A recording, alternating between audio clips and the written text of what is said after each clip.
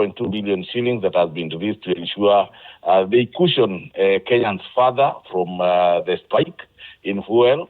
But along that, let me state this.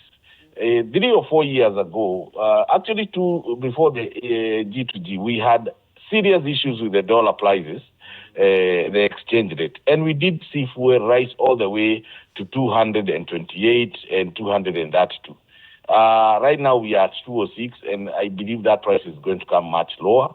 But we need to also appreciate that because of the stability that we have seen in the dollar prices, lowering it from 166 to now the current 129, 130.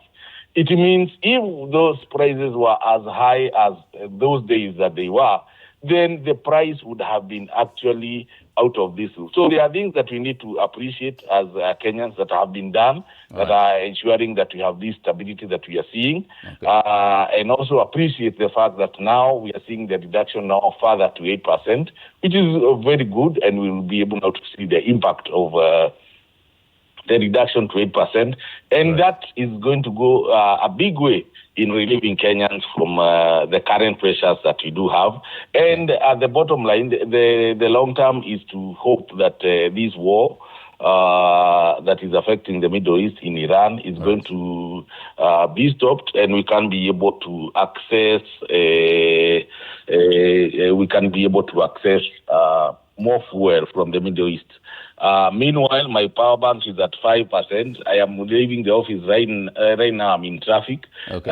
So I may be off, not because I want, but you have even had the alarm. But carry on if you have any other subsequent questions. Yes, Bwana Pearson, thank you very much for that particular reassurance. According to the Kenya Association of Manufacturers, saying the ripple effect of the increase of these fuel prices will be seen on energy, particularly the price of even electricity and the cost of production. Your reassurance, because you really sit there on the ripple effect that we're going to be seeing on the increase of electricity and energy. Talk to us about that. No, that is premature. I have repeated, I've said, the cost you're going to see increase on electricity is going to be marginal, because I've said that we are ramping up increased generation from the hydros, at least to ensure that we use the diesel generators and the thermal generators as least as possible, to ensure that we don't overuse them, and then we create an increase in the power price, and that is what we are trying to avoid. So as of now, I can assure Kenyans that you are going to see minimal increase in the power prices.